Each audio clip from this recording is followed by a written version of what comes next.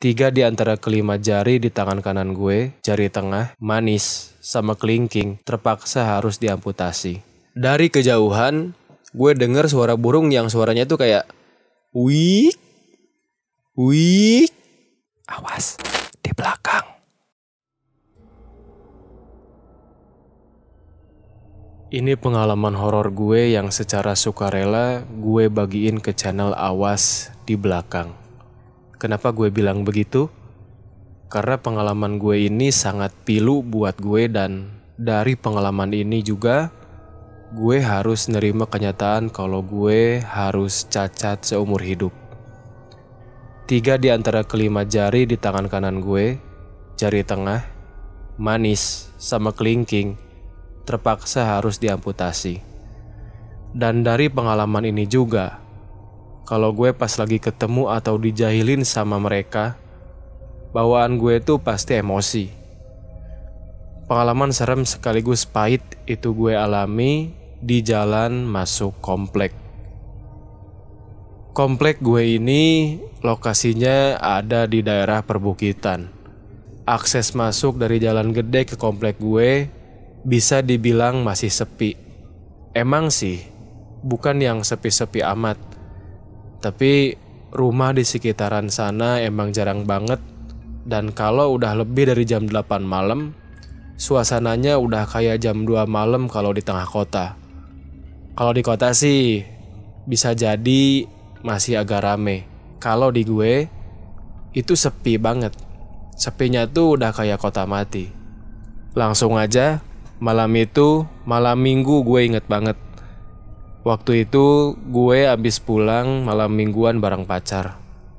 Gue harus nganterin doi dulu ke rumahnya dan ngobrol-ngobrol dulu sama bokapnya yang baru pulang dari Surabaya. Gue balik sekitar jam setengah 11 malam. Masuk ke jalan kecil yang jadi akses jalur masuknya ke komplek gue. Kayak gue bilang tadi, suasananya tuh udah kayak kota mati. Tadinya gue pengen cepat-cepat sampai rumah. Tapi berhubung jalanan yang masih ada lubang di sana sini, jadi mau gak mau gue harus berhati-hati jalanin motornya. Kondisi pinggir jalan tuh gak selalu ada rumah. Beberapa ratus meter sebelum gerbang komplek itu ada hutan bambu yang panjangnya bisa sampai 100 meter. Dengan kondisi jalan yang belok-belok sekaligus nanjak.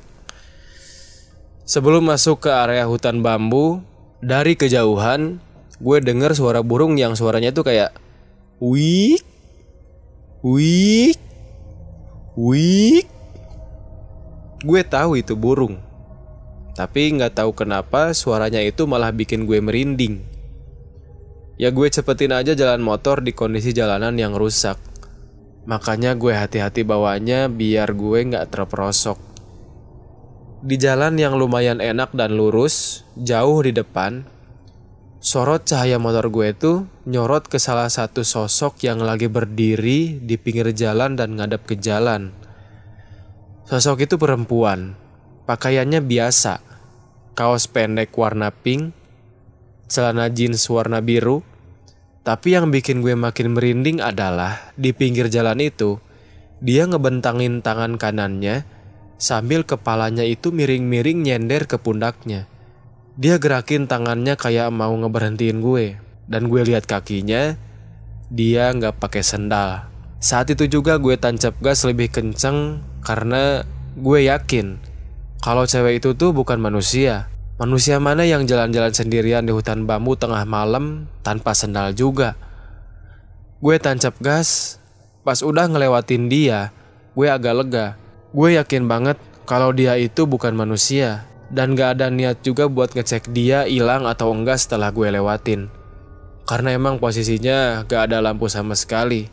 Terus gak jauh, gue nemu tanjakan.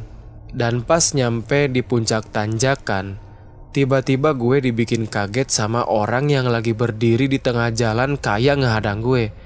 Dan sosok itu adalah cewek yang gue lihat tadi. Gue yang kaget setengah mati, tancap gas sekenceng-kencengnya sampai motor gue terperosok masuk ke sela-sela pohon bambu. Dan nahasnya, gue yang ikut jatuh gak bisa ngendaliin diri sampai tangan kanan gue ini juga masuk ke bagian-bagian bawah pohon bambu yang tajam-tajam. Spontan gue teriak, soalnya gue ngerasa sakit banget di bagian jari-jarinya. Gue gak bisa apa-apa, tangan gue nyangkut, sampai ada orang yang lewat dan bantuin.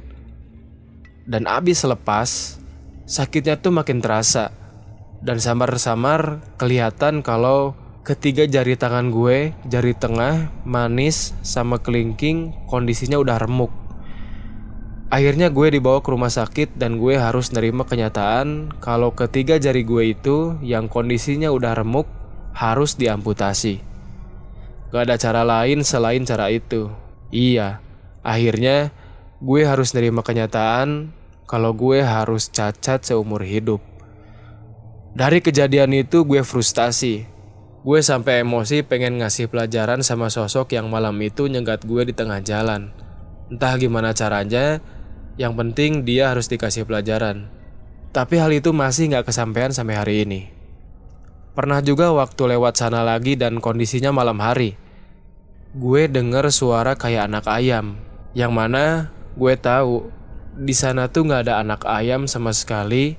Dan itu gue pastiin kalau itu adalah suara kuntilanak. Gue sengaja berhentiin motor dan jalan ke tengah-tengah rimbunan pohon bambu. Di sana gue teriak-teriak kayak orang gila nantangin kuntilanak itu. Tapi hasilnya nihil. Gak ada sosok apapun yang ngehampirin gue. Intinya, dari kejadian itu gue belajar. Gue harus belajar tenang dalam kondisi apapun. Emang sih, kalau ngelihat kondisi tangan gue juga suka emosi sendiri. Andai aja gitu, sosok itu ada lagi dan bisa gue sentuh, gue bakal kasih pelajaran pastinya. Tapi dibalik itu semua, gue pun sadar, mau sampai kapanpun, itu gak akan pernah terjadi. Dan tentang sosok cewek ABG pakai baju pink celana jeans biru yang ngehadang gue di tengah jalan, gak ada informasi apapun tentang dia setelah gue tanya-tanya ke warga sekitar. Jadi sampai sekarang, sosok itu masih misteri. Siapa dia dan dari mana dia berasal. Itu cerita gue. Maaf kalau misalnya tulisannya agak berantakan dan gue terlalu kebawa emosi lama. Makasih Bang Didit. Awas.